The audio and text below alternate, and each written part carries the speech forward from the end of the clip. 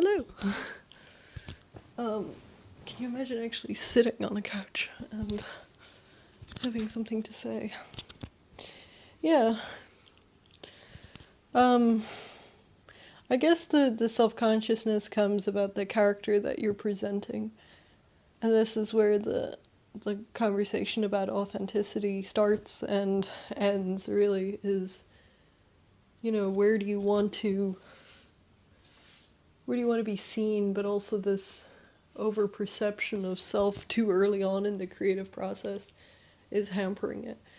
How truthful do I want to be about my opinions, about who I am, about where I am in life, about where I want to be, Like, there is an element of self-protection which is wise, and it is that twin, desire to be seen and the wisdom to hide, and neither one is wiser necessarily, neither one is right. They just coexist, you know? And, yeah, I mean, I've thought about this for a long time. I've thought about running a YouTube channel or a podcast or something because I love conversations and I love storytelling, but often I think it has to be bigger and grander and more than whatever I can do at this exact moment, Like, if I'm at the stage where I can spend 12 hours a day filming, well, then the story isn't right, or I have to spend more time, scripting or writing, or... Yeah. I think relaxing it a little bit and allowing them to be sort of diary entries, in a sense, not that that's necessary. A lot of self-doubt going on in this conversation. I don't know. I guess it's just about giving myself the space to be... to see myself in that role. Like, yes, there is human perception is a part of this, and being perceived by a tribe or a group of strangers, and that's a part of it. But there's something more, there's something deeper in the desire to make videos, and I've got to make it easier for myself to actually do that. Yeah, like, in a lot of ways I'm bored by my artistic expression. I'm bored by my business as well as it is doing. As soon as there is some structure or predictability, I get pretty bored of it. Like, I'm always looking for that expansion or that growth edge, which is kind of ridiculous. And it robs you of a lot of maybe gratitude or happiness in the present moment, but clearing those kind of thoughts and simply being present and creating from that presence and not the multitude of thoughts, which I have been talking about for the past 5 minutes. Like, what's left? And for me, all that is left is color, which is so ironic because I'm filming this in black and white. But if we look at, like, what's left, afterthought, like, and if you're a writer, what's beyond thought is often words, those hieroglyphics that stream down and actually create the reality. Yeah, I'm just looking at leaves falling in the wind outside the window. Yeah, there is a real sense of, like, part of me over the summer was really fond of naming the stage that I was in, but at this autumn it almost finds like it's more of a color. It's not necessarily a phrase or a word that could describe this, but it's kind of green, and there's a lot of brown, and there's elements of red, and it's almost a synesthesia kind of thing, but it's something to do with the letting go and the softening and the resting, and Yeah, like even in the midst of doing big things, like there's a great need for rest and to let go of things and to be in a slightly different place, you know. A real long-winded way to say I'm tired, you know, and desiring space. Like I'm actually setting up my life to curate immense amounts of space. Like professional writer, you know, what we perceive as like single 50-year-old woman levels of silence, you know, and for some reason, even though life is quite busy in some ways, my desire for travel is to get to some kind of core of something, and I don't even really know what it is. It has something to do with videos. It has something to do with writing, and I've been experimenting with both of those. Um, but there's something that wants my presence within my own life, and it's it's not necessarily religious, but it does require a certain devotion, and what it's asking to be sacrificed in order for the next wave to come through is the distraction monster has to go, you know. Like the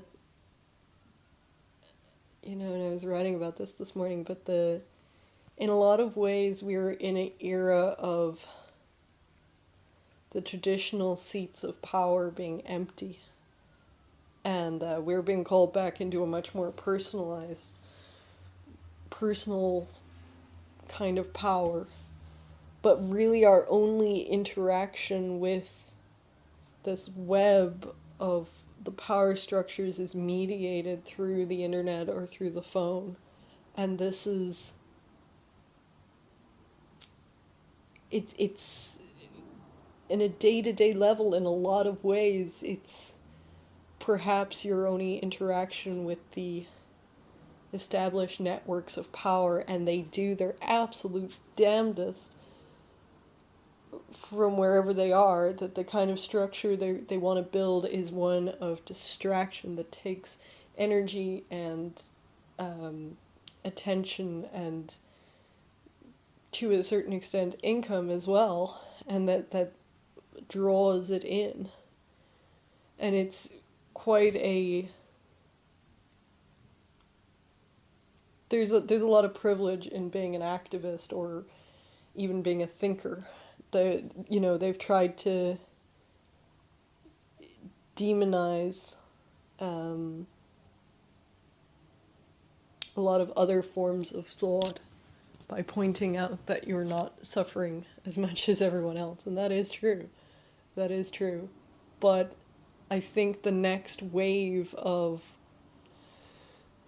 for sure, artistic and personal sovereignty has to come from the the dissolving of your attention um, away from this distraction monster, and it must be drawn back to you.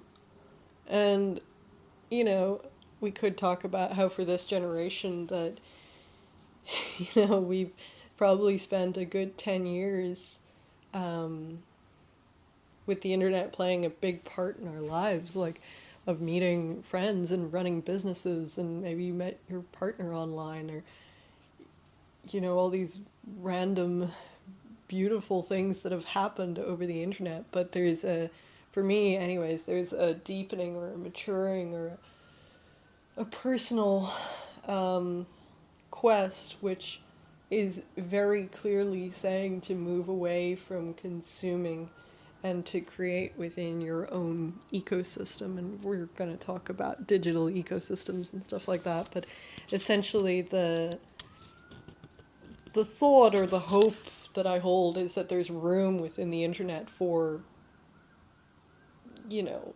a net positive digital ecosystem where it could be used for net benefit, and it could um, be from sustainable resources as well.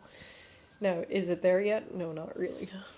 It exists in fringes, but what to do on a personal level is to build your own positive digital ecosystem where it's it's a means of expression, it's a means of creation, it's a means of sharing your art, but the core of what you do is siloed or protected or separate within your own forest ecosystem. And I spent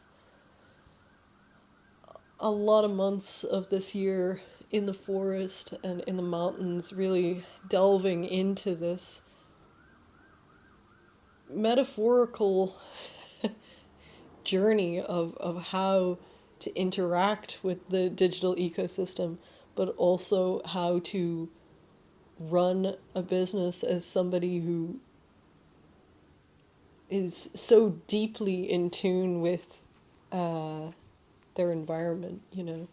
And I found coming to a city that in this contrast, I'm beginning to understand what those messages were about in terms of this way of running a business and creating art that I sort of stumbled upon while walking and spending a lot of time in the forest.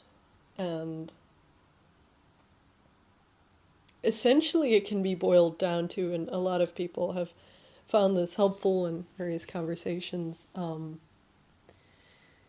essentially you can look at your business or your art practice, let's say, as a forest. It may be a small forest, it may be a large, sprawling 2,000-acre forest. It doesn't really matter, but there are trees of varying sizes at different stages of life. There's different offers, there's different species, there's a whole ecosystem which in large part is intertwined and self-supporting, that yes, it needs external light and water, and those become metaphors for the external ways that your business is nourished.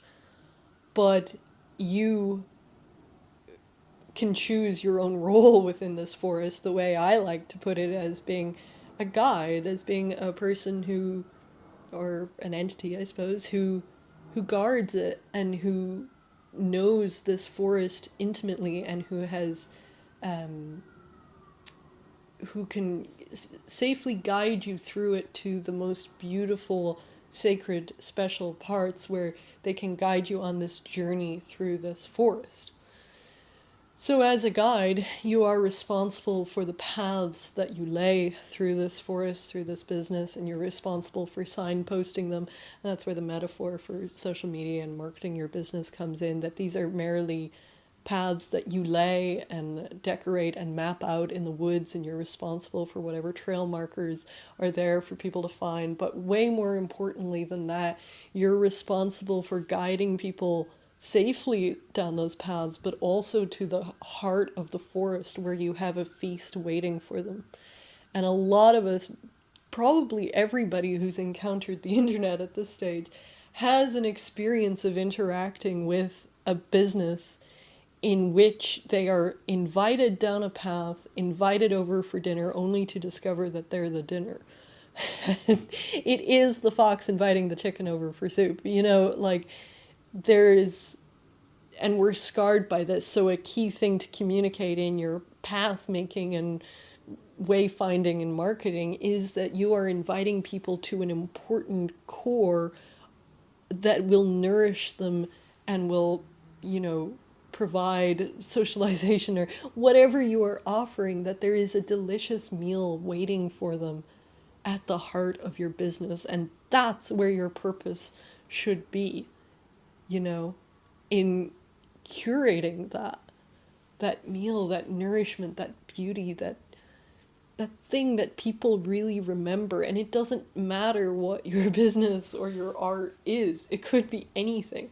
But this sort of metaphor it's simplistic in a way, but it's also has enough layers to, you know, sort of, you know, to communicate the complexity of what it is to actually invite somebody into your world. And the business also doesn't end with the feast. This journey into the forest that people take under your guidance. It doesn't end with the feast. You safely then escort them to the edge of the forest where perhaps there's a village or there's a boat waiting for them or there's some kind of pathway both in to your world and out of your world. And there's a lot of reasons this metaphor works, but one of them is that we are physical creatures and we understand physical metaphors and our physical environments a lot more than the digital. And there's a reason the language of the internet is based on the physical, because what else could it be? But if you think about it, like you build your website on a domain.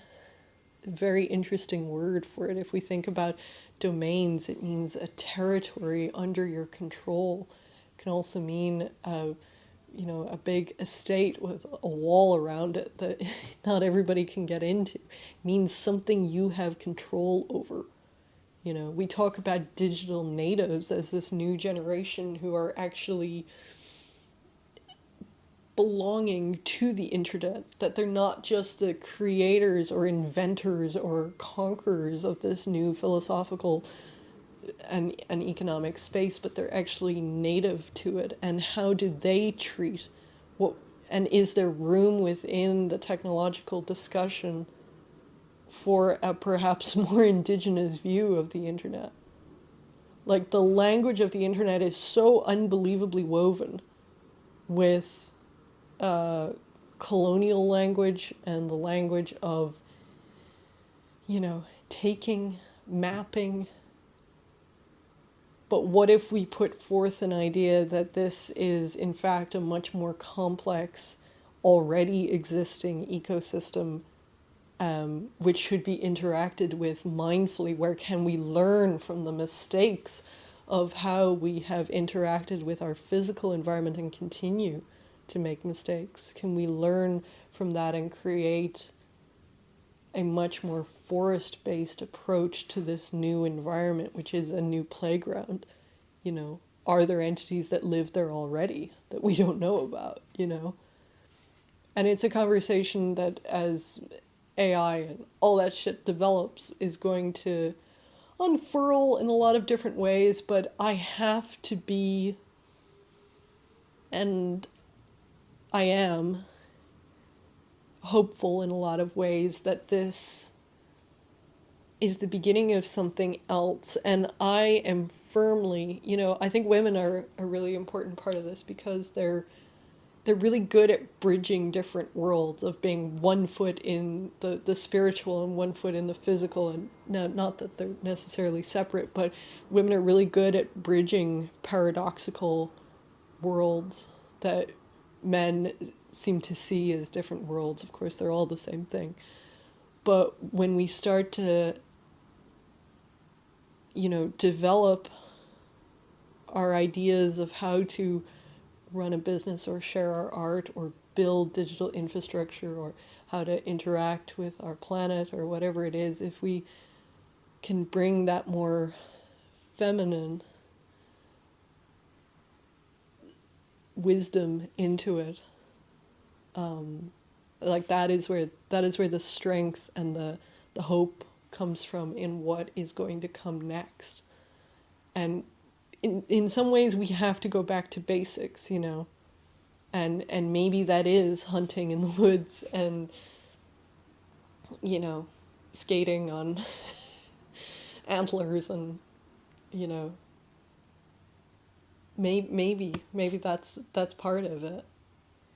But presuming the expansion desires more expansion and that things are going to continue to evolve in different directions that we don't even know about, we have to have something to ground ourselves in. And looking at it from a quite wide point of view, we seem to be, the overculture in very quiet ways seems to be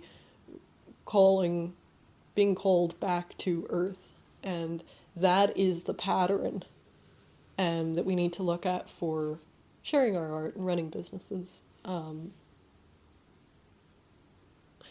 that's kind of chapter 1 of what I'm thinking about at the moment. There's a lot of reasons to fall into distraction and numbing and all, and the whole gambit of emotions that slot machine form of internet interaction can trigger. But you got to be a little bit smarter than that. And I'm starting with, n equal 1. Like, I am being very clearly shown the importance of detaching my energy from it and simply creating.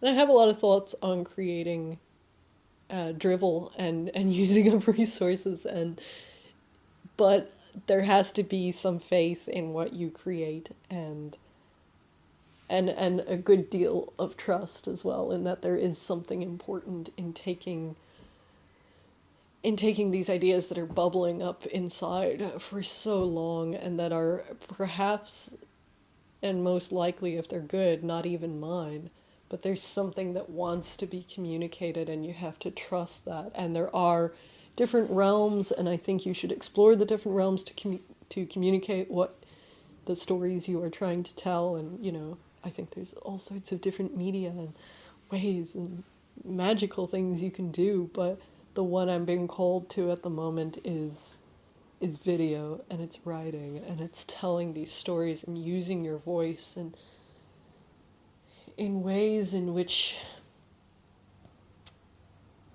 I was educated to but conditioned not to, which is a strange paradox.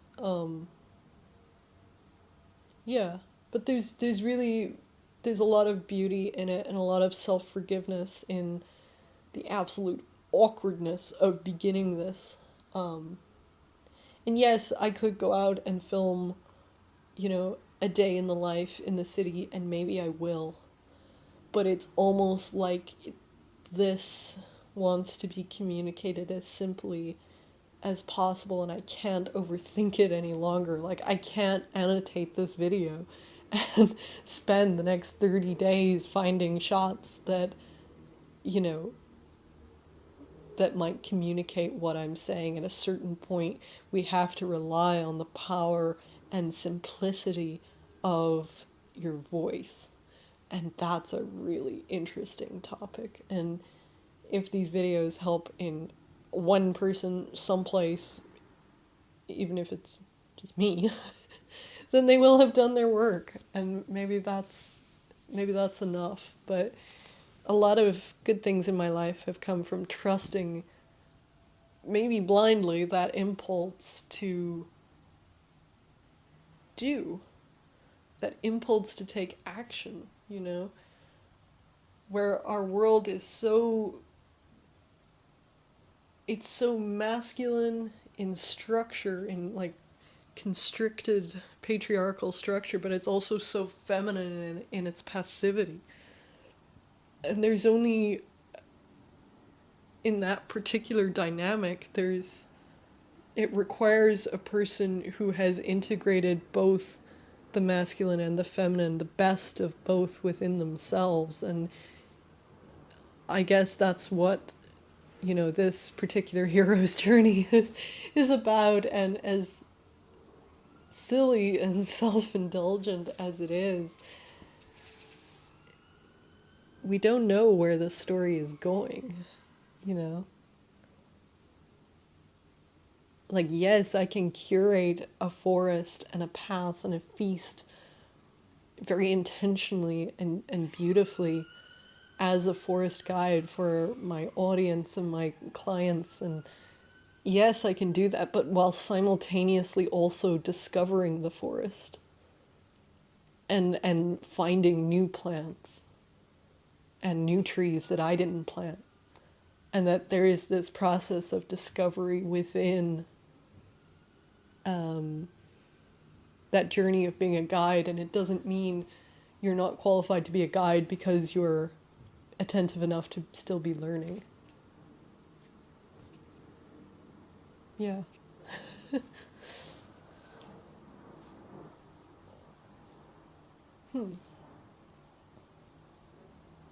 My mind is going in all sorts of different directions, and part of me is like well, this would be a great place to cut off the video.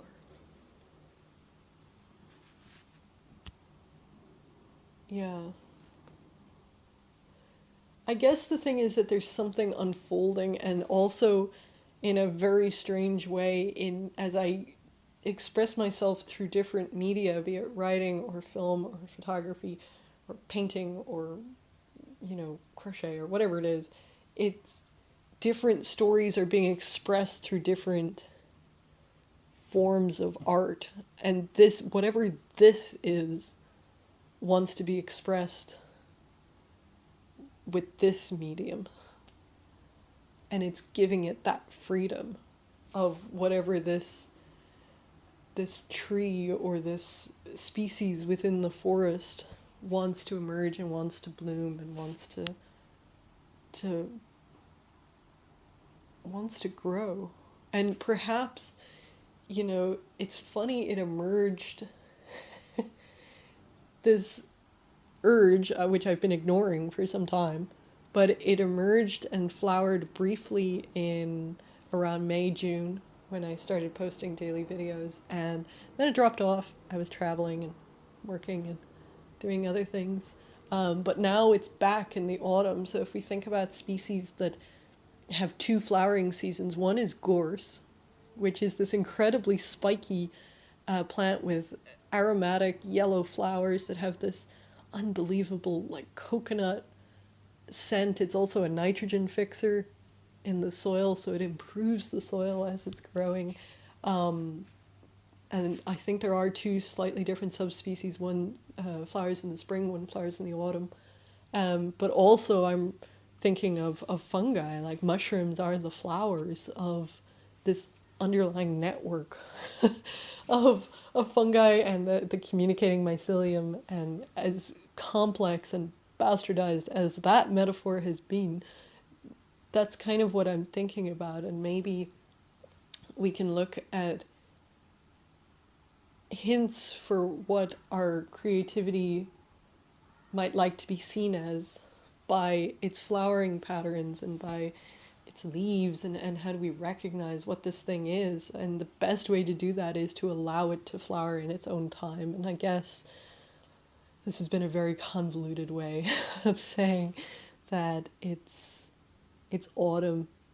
A lot of things in my world, a lot of offers are either, being retired, a lot of ways of working have to be let go of, a lot of places I used to hang out, I've moved away from, a lot of ways of doing things are no longer suit me, ways of operating are simply boring me, and something else, something a little bit stranger wants to come to the surface and flower and be expressed. And so that's what this journey is.